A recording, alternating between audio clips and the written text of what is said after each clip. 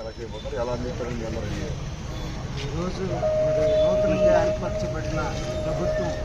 నారా చంద్రబాబు నాయుడు గారు మరి ప్రభుత్వంలో మమ్మల్ని కూడా అంటే ఎండియు ఆపరేటర్గా ఇప్పటి వరకు కొనసాగుతున్న ఈ ఎండియు వ్యవస్థను గుర్తించి మరి ఏదైతే గత వారం రోజులుగా కురుస్తున్న వర్షాలకు విజయవాడ ఎన్టీఆర్ జిల్లాలో వివిధ ప్రాంతాలు ముక్కులు గురయ్యి ఏదైతే జనాలు ఇబ్బంది పడుతున్నారో వాళ్ళని ఆదుకోవాలన్న ఉద్దేశంతో మా ఎండియు ఆపరేటర్ల వ్యవస్థను గుర్తించి మరి గుంటూరు జిల్లా, ఏలూరు జిల్లా, అలాగే ఎన్టీఆర్ జిల్లా, కృష్ణా జిల్లా 4 జిల్లాల నుండి కూడా ఎండియు ఆపరేటర్స్ని ఈ వరద బాధితులకు నిత్యావసర సరుకులు అందించాలన్న ఉద్దేశంతో పౌర సరఫరా శాఖ మరి మంత్రివర్యులు నాదెళ్ల మనోహర్ గారు, అలాగే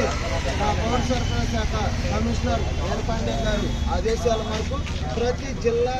కలెక్టర్ గారి ఆదేశాల మేరకు ఈరోజు విజయవాడ నడిబొడ్డుకి ఎండియు ఆపరేటర్స్ అందరూ కూడా ప్రతి జిల్లా నుండి కూడా స్వచ్ఛందంగా ఈ సేవా కార్యక్రమాలని ప్రభుత్వ ఆదేశాల ప్రకారం మనం చేయాలి, తోడ్పాటుగా ఉండాలి, మనకి కూడా ప్రభుత్వం ఆదుకుంటుంది, ఎండియు ఆపరేటర్ల వ్యవస్థను కొనసాగించి అన్న ఉద్దేశంతో మేము స్వచ్ఛందంగా ఈ వ్యవస్థకి పిలుపునిచ్చినప్పుడు మా రాష్ట్ర వైఎస్ఆర్ మామూలుగా గత ప్రభుత్వంలో నియమించినప్పటికీ ఇప్పుడున్న ప్రభుత్వం కొనసాగించదు అని అనేక మీడియాలో కానీ లేదా పత్రికల్లో కానీ వచ్చిన విషయాలను ఎవరు నమ్మొద్దు, ప్రభుత్వం మనల్ని ఆదుకుంటుంది, మనల్ని పూర్తిగా కొనసాగించింది అని మా ఎండియు ఆపరేటర్లందరూ కూడా మరి పూర్తి నమ్మకం కలిగించి ఈ 4 జిల్లాలను కూడా ఈ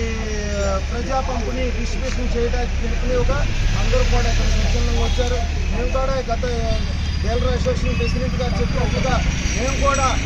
మా పూర్తి సహకారం ప్రభుత్వానికి అందించి మేము కూడా ఈ వ్యవస్థలో ముందుకు కొనసాగే విధంగా ప్రభుత్వం చర్యలు తీసుకుంటుందని తెలియజేసుకుంటాం.